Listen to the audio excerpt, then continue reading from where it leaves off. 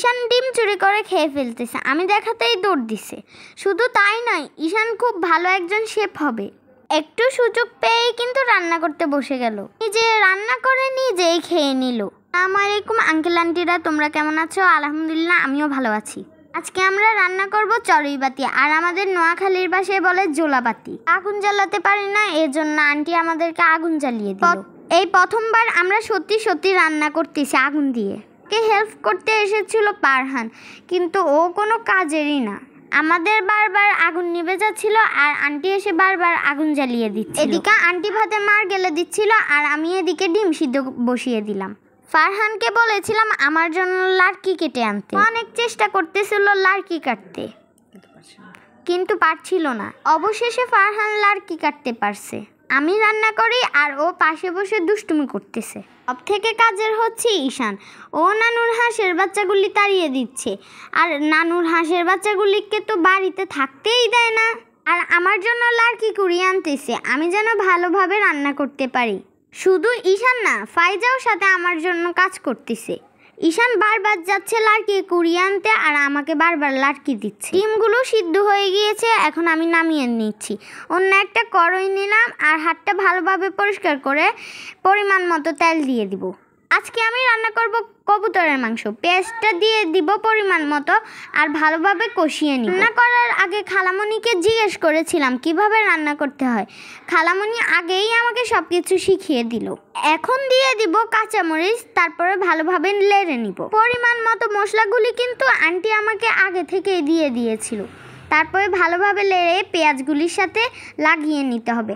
আর এদিকে আদা বাটা, রসুন বাটা এগুলি আমি দিয়ে দিচ্ছিলাম। সাথে দিয়ে দিচ্ছি জিরা মশলা। এগুলি ভালোভাবে কিছুক্ষণ কষিয়ে নিব।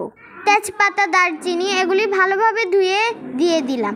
আর সাথে আমার আন্টিও আমাকে কিন্তু হেল্প করতেছে। মশলাগুলোর মধ্যে একটু পানি দিয়ে ভালোভাবে কষিয়ে নিব। আর ওইদিকে ফারহান আমাকেও অনেক কিন্তু হেল্প করতেছে, ডিমগুলো ছিলে দিচ্ছে। আর এদিকে আমি কবুতরের মাংসগুলি কিন্তু পাতিলে ঢেলে দিলাম। এখন আমি ভালোভাবে এগুলি লেড়ে চেড়ে নিয়ে ঢাকনা দিয়ে ভালো মতো বন্ধ করে রাখবো। ফারহান আর ফাইজা আমাকে হেল্প করতেছিল ডিম ছিলার কাজে, আর ছিলার নাম দিয়ে তো ফাইজা খেয়েও ফেলতেছে। ওরা আমার সব কাজে অনেক হেল্প করছে, মাশাআল্লাহ। ফাইজা ডিম হেঁটে হেঁটে খেয়েও ফেলতেছি, আগে আমি বুঝতে পারিনি। রান্না করার আগে ফাইজা ডিম খেয়ে ফেলতেছি। ওমা, ফারহানও দেখি রান্না করার আগে ডিম খেয়ে ফেললো। রান্না করতে করতে গরম লাগছে, এই জন্য রান্নার মাঝে তরমুজ খেয়ে নিচ্ছি। খাওয়া শেষ করে বাকি কাজগুলি সেরে নিতে হবে। এর মধ্যে আমার কবুতরের মাংসটা প্রায় হয়ে গিয়েছে। শেষবারের মতো ঝোল দিয়ে কষিয়ে নিলাম। এদিকে ফারহান ভাতের পাতিলটাও তুলে নিচ্ছে, আর এদিকে আমার রান্নাটা খুব ভালোভাবেই হচ্ছে। একটু উঠলাম আর এদিকে ফাইজা বসে রান্না করতেছে। ওকেও তো রান্না শিখতে হবে, তাই না? মাশাআল্লাহ, ওকে দেখে মনে হচ্ছে ও খুব পাকা রাঁধুনি। কি স্টাইল করে রান্না করছে, তাই না? ফাইজার সাথে ঈশান এসেও দাঁড়িয়ে আছে। ঈশান নাকি রান্না করবে। আর দেখেন ফাইজা কিভাবে গালে হাত দিয়ে রান্না করতেছে। ঈশান পাশে বসে আছে ও রান্না করবে বলে। এখন ঈশানের পালা।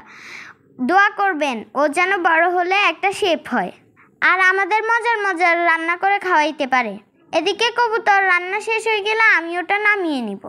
অন্য একটা পাতিল বসিয়ে দিব আর আমি ডিমের ঝুড়ি রান্না করব। পাতিলে সব কিছু দিয়ে আমি এখন এটা ভালোভাবে নেড়ে নিচ্ছি। ডিমের ঝুড়ি করতে হলে এটাকে নাকি ঘন ঘন নাড়তে হয়। নাড়তে নাড়তে হয়ে গেল আমার ডিমের ঝুড়ি।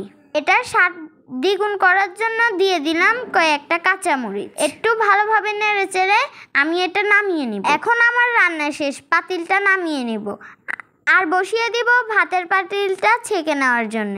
সব রান্না শেষ হয়ে গেল একসাথে, আলহামদুলিল্লাহ। এখন আমি চলে যাচ্ছি গোসল করতে।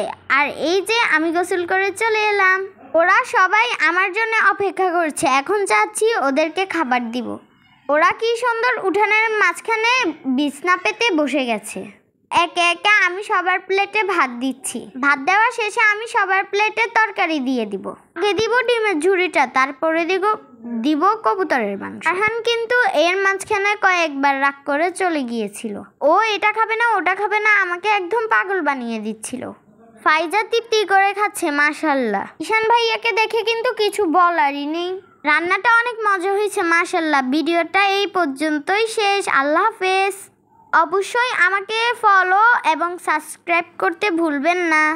অবশ্যই ভিডিওতে লাইক কমেন্ট করবেন, দোয়া করবেন। আল্লাহ হাফেজ।